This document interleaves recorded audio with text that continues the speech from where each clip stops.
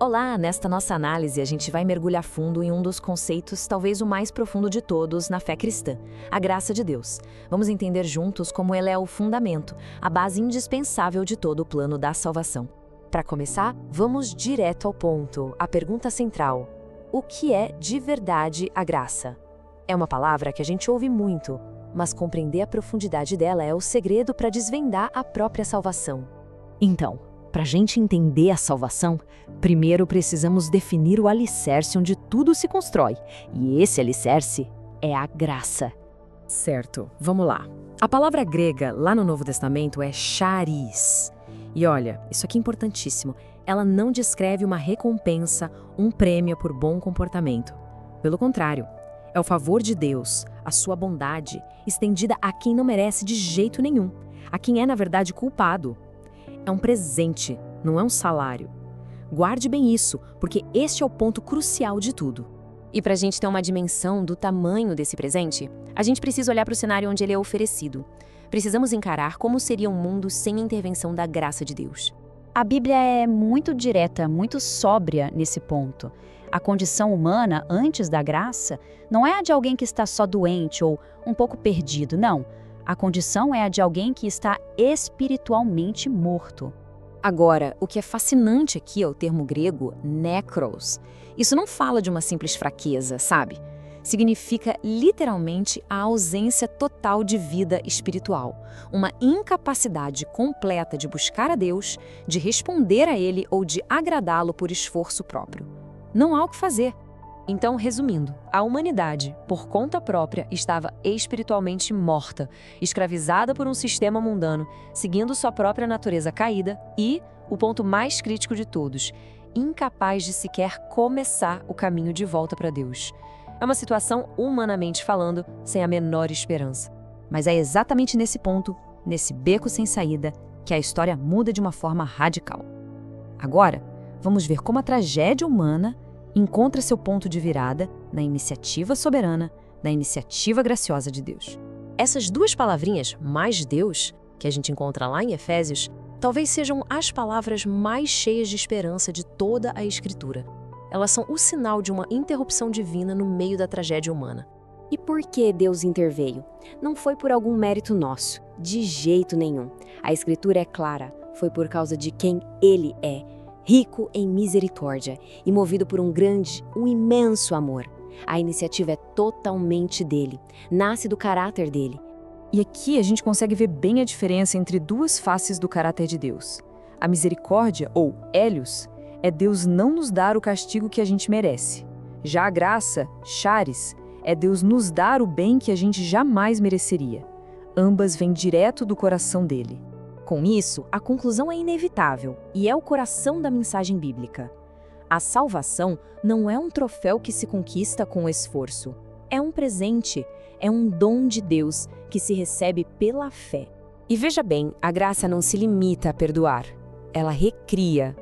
Vamos ver agora como essa graça nos transforma numa verdadeira obra-prima de Deus com um propósito totalmente novo.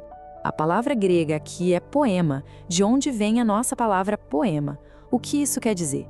Que a pessoa salva pela graça não é um remendo, não é um projeto de última hora. É uma obra-prima, um trabalho artesanal, planejado por Deus, com a intenção de exibir a glória dele. Efésios 2, verso 10, mostra que essa nova criação tem um propósito muito claro. Primeiro, uma nova identidade em Cristo. E segundo, um novo propósito, andar em boas obras. A distinção aqui é fundamental. Não somos salvos pelas obras, mas fomos salvos para as obras que Deus já deixou preparadas para a gente. E não para por aí. A graça muda radicalmente a nossa posição espiritual. De mortos em pecados, nós somos elevados a uma posição de total união com Cristo, assentados nos lugares celestiais. Isso muda completamente a perspectiva com que se vive a vida. Aí surge uma pergunta importante. Bom, se a salvação é um presente de graça, isso não nos dá liberdade para pecar à vontade? A Bíblia responde a isso com um não bem forte. Vamos ver como a verdadeira graça é, na verdade, o poder que nos capacita para a santidade. A carta a Tito revela uma coisa poderosa. A graça de Deus não é algo passivo. Ela se manifestou, oferecendo salvação a todos, e ela atua como uma força que nos educa, que nos treina a dizer não para a impiedade e para os desejos do mundo. A palavra grega para educar aqui é paideouo, e ela tem uma ideia de treinamento, de instrução, até de disciplina, como um pai educa um filho. A verdadeira graça nos treina para viver de forma sensata, justa e piedosa. O apóstolo Paulo, lá em Romanos, nos dá essa imagem muito forte. Onde o pecado reinou, trazendo morte, a graça de Deus não só o combateu, ela superabundou, ela transbordou, ela instalou um novo reinado, o reinado da justiça, que leva à vida eterna. E tudo isso nos leva a uma verdade fundamental. A segurança da salvação do crente não está na sua própria performance, no seu esforço. Ela está 100% firmada na suficiência da graça de Deus. Mas qual é o objetivo final de tudo isso? Efésios nos dá a resposta. O propósito de Deus é exibir para toda a criação, por toda a eternidade, a riqueza incomparável da sua graça, que foi demonstrada na sua bondade para conosco em Cristo Jesus. Nós somos os troféus vivos da sua graça. E para encerrarmos, fica essa reflexão. Entender que não fomos apenas perdoados, mas fomos recriados como uma obra-prima de Deus, com o destino de exibir a bondade dele para sempre. Isso transforma tudo. Como é que essa verdade não redefine completamente o valor, o sentido e a direção da vida de uma pessoa?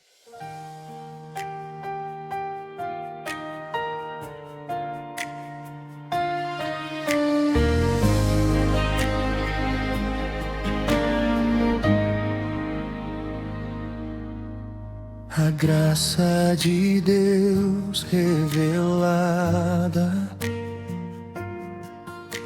em Cristo Jesus, meu Senhor, ao mundo perdido é dada por Deus de infinito favor. Graça, graça, a mim basta a graça de Deus, Jesus. Graça, graça, a graça eu achei em Jesus.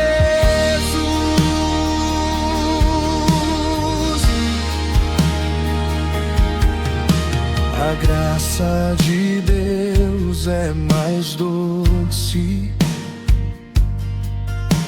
do que bens terrestres daqui. Em gozo meu choro tornou-se, correndo sua graça pra mim.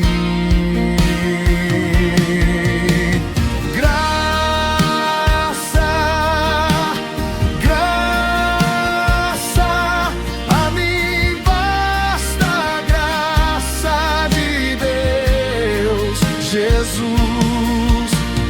graça, graça, a graça eu achei em Jesus.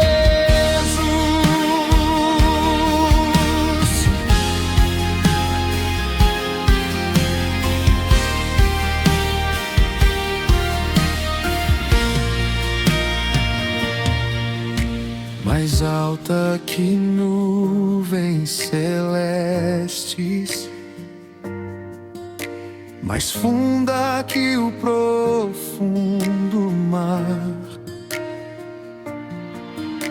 a fonte da vida fizeste, na qual nos podemos fartar.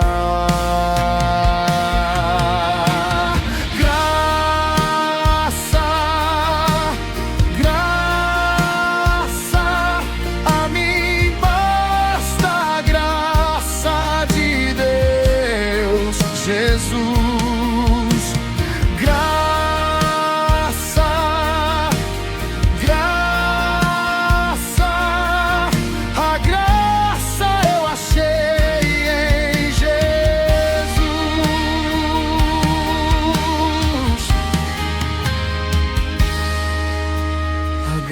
graça de Deus hoje prova.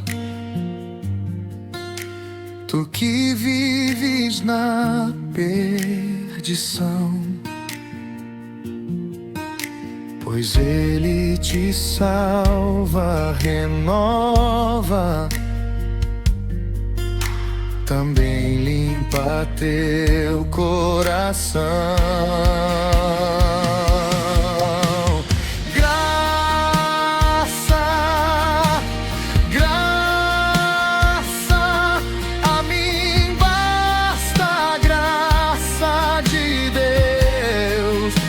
Jesus, graça, graça, a graça eu achei em Jesus.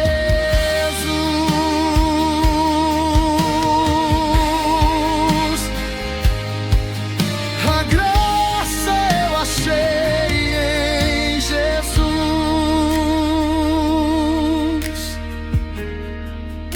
Sua graça me basta.